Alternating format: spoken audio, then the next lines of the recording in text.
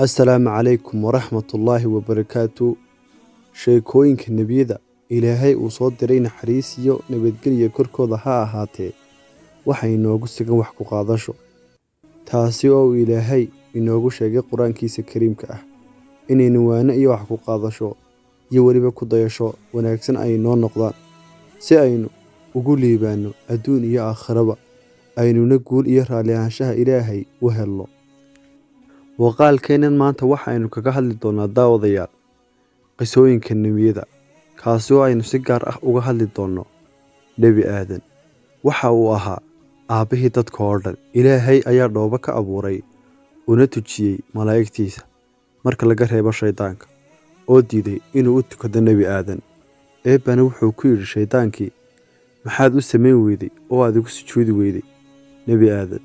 shaydaanka oo isla weynay iyo xasad ka buuxo ayaa ku jawaabay, aniga ayaa ka wanaagsan nebi aadan oo waxaad iga abuurtay dab, isagana waxaad ka abuurtay dhoobo. markaas baa Ilaahay ku yidhi shaydaankii, waxaad tahay mid laga fogeeyey naxariistayda. shaydaankiina wuxuu eebba ka baryey inuu u kaadiyo inta laga gaadhayo aakhiro. eebbana wuu ka aqbalay.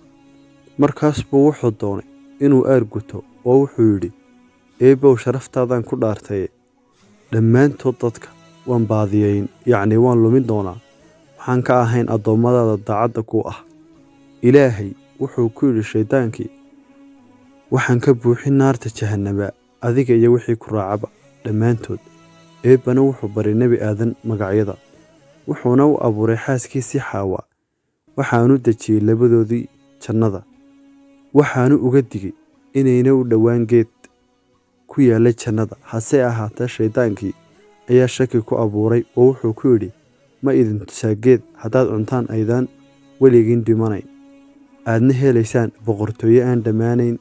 dabadeedna way cuneen. kadibna Ilaahay dhulka ayuu soo dejiyey, waxayna weydiisteen dembi dhaaf, waanu ka aqbalay.